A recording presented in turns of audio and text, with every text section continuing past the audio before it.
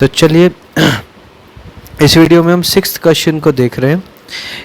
तो इसमें कहा गया है calculate the concentration of nitric acid of in moles per litre.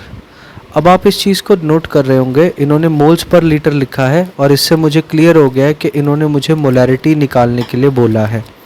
तो मतलब मुझे निकालनी है मोलैरिटी HNO3 जिसको नाइट्रिक एसिड बोलते हैं। तो is equal to question mark, ये हमें पता लग गया। आगे बोल रहे हैं in a sample which has density 1.41 gram पर मिलीलीटर। तो अब हम डेंसिटी भी दी हुई है तो डेंसिटी लिख लेंगे 1.41 ग्राम पर मिलीलीटर पर ml, राइट।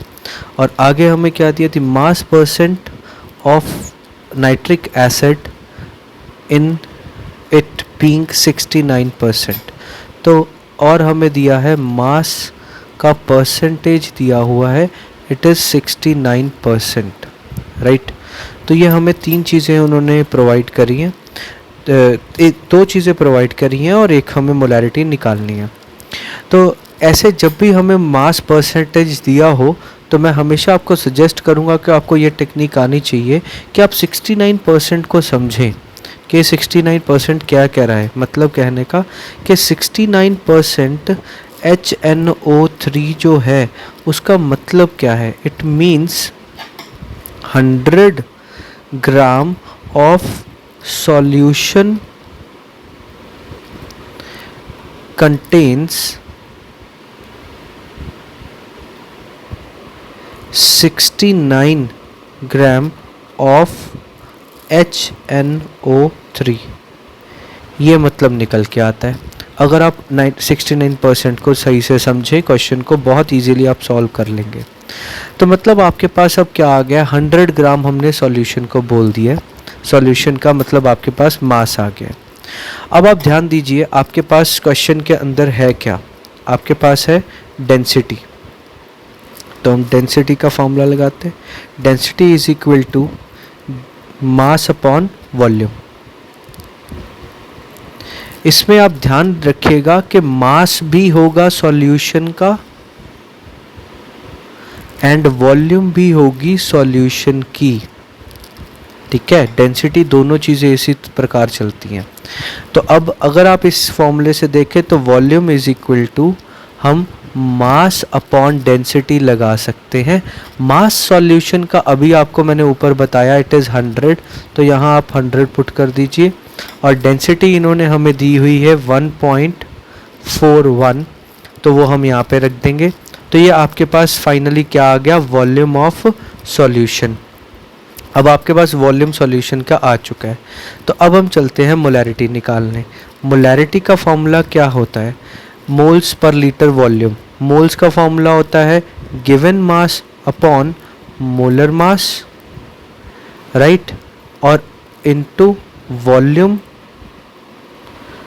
अगर मिलीलीटर में हो तो ऊपर हम मल्टीप्लाई कर देते हैं विद 1000। तो ये हमारा फॉर्मूला होता है। और अगर आप देखना चाहते हैं कि आपकी वॉल्यूम किस चीज़ में आई है तो उसका आपको आंसर देगी डेंसिटी के यूनिट्स। तो हम जाके एक बार चेक करते हैं कि डेंसिटी के यूनिट किस में थे। डेंसिटी के यूनिट आपको ध्यान दीजिए यहाँ पे किस में है, ml में। तो दैट मीन्स कि ये हमें वॉल्यूम भी किस में देंगे निकाल के, ml में। तो हम यहाँ पे इस जगह पे वॉल्यूम की वैल्यू ये वाली रख देंगे, ठीक है। तो हम सारी वैल्यूज़ को एक एक करके फिलअप करते हैं। यहाँ पे गिवन मास अगर हम देखें तो कितना हमारे पास है, इट इज़ 69। मैंने अभी आपको बताया 69% मीन्स 69 ग्राम ऑफ HNO3। तो हमारे पास कितना HNO3 है, 69 मल्टीप्लाई बाय 1000 आ जाएगा, ठीक है, अपॉन अब नीचे आएगा हमारे पास मोलर मास। अब HNO3 का मोलर मास क्या होगा इसको हमें फाइंड आउट करना है। इट इज़ अराउंड 63 होता है ये। तो आपको 63 कैसे निकालना है, अब मैं इसका भी तरीका आपको बता देता हूँ, बहुत सिंपल है। HNO3 है तो आप हाइड्रोजन का 1 मान लेंगे प्लस नाइट्रोजन का 14 प्लस 16 मल्टीप्लाई बाय 3 हो जाएगा। तो आप इसको टोटल देखेंगे, इट विल बी 63। तो मतलब हमारे पास मोलर मास कितना आ गया, 63। ठीक है, और अब हमने वॉल्यूम रखना है, तो वॉल्यूम की वैल्यू ऊपर से जब हम उठा के नीचे लेके आएंगे तो इसको उल्टा करके रखेंगे, नीचे है तो हम यहाँ पे लिख देंगे 100 और ऊपर की तरफ लिख देते हैं 1.41।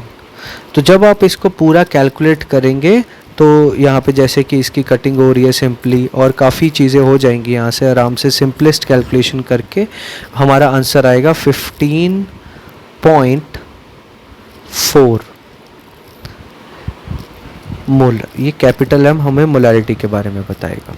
तो ये हमारा सिंपल क्वेश्चन है, इसको आप 2 बार ही सुनेंगे तो आपको क्रिस्टल क्लियर पिक्चर हो जाएगी ये क्वेश्चन को कैसे करना है। बहुत इंपॉर्टेंट है, इसको आप अच्छे से प्रैक्टिस करिएगा। Thank you so much.